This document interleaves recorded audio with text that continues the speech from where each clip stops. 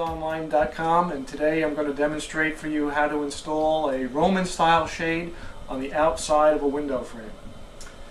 First thing that you're going to want to do is measure your height, okay, based on the height that you've measured from the sill to the top of the shade. In this case, it's going to be 54 inches.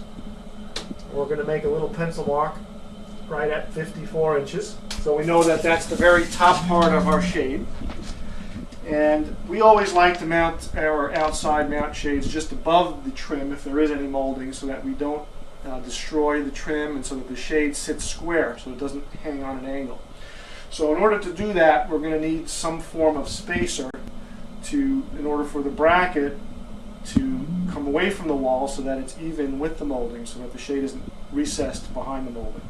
So in this case, we're going to try a 1/2 inch spacer, and we're going to mount that very top of the spacer to that little pencil mark that we just made. Oops. Okay, we're going to install the bracket at the very top part of the bracket in line with the pencil mark that we made at 54 inches. Make sure we have a long enough screw that's going to penetrate the drywall, and if everything goes as planned, you'll hit a header which is behind the drywall, which will give you a nice secure mount. Okay, so if you don't feel your screw landing into a piece of wood, then I would suggest that you plug it with some sort of molly or anchor. Okay. In this case, we got lucky and we did hit the header. So that's our first bracket. We go on to the next, and we're going to take a measurement, in this case from the top of the molding to where the top of that bracket was. In this case, we're about 2 1/4 inches from the molding to the top of the bracket. Make another little pencil mark at that 2 1/4 inch spot, which I've already done. Take your spacer block, put it up top of the spacer to the top of the pencil mark, and just repeat the process. And again, you want to make sure that your screw is landing in something secure, like wood, which we did, so we're in good shape. Okay, and then we go on to the third bracket. Same thing. I've already marked the spot at the very top of where the very top of the bracket should be.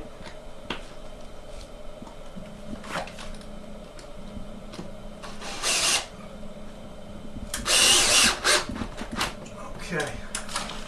And if you want to double check that you've done everything correctly, once your brackets are up, just take a level and run it from bracket to bracket. Make sure you're square, you're level. In this case we are, which is perfect. And do it one more time. Everything looks good. And now we're ready to install the shade. So we go over to the shade, and although it may seem silly to some, I would recommend not using any type of sharp objects when unpacking shades, because I've cut enough cords and ripped enough shades for both of us. So always unpack your shade by hand. And this way you won't damage the shade or the strings that are wrapped around the shade. Okay. And remove all packaging materials before you bring the shade up to the window. By hand. Yeah, it takes a little bit longer, but it costs a whole lot less in the long run.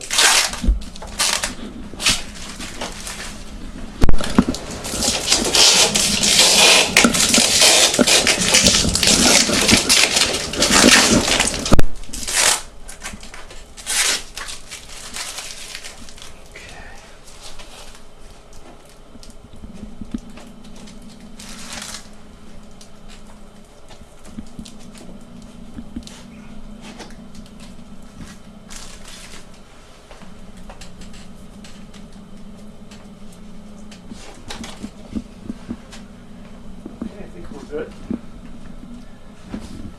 Remove this plastic covering, just protecting the fabric.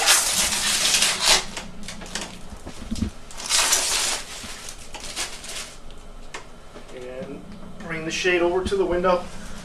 Always install your shade from the center of the window. It's going to be the easiest, especially if you're alone. If you have two people, then you can have one person on each end of the shade, but in this case, I'm alone, so we'll start from the center. We'll press the bracket into place. Align the shade, make sure it's even on each side before you snap it in.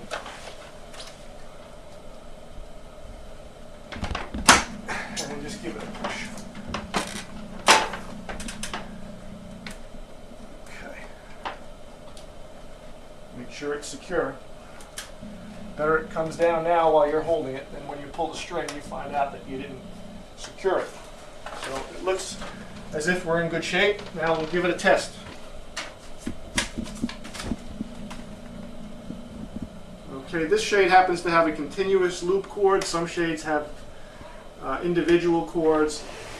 This is a specialty system that is designed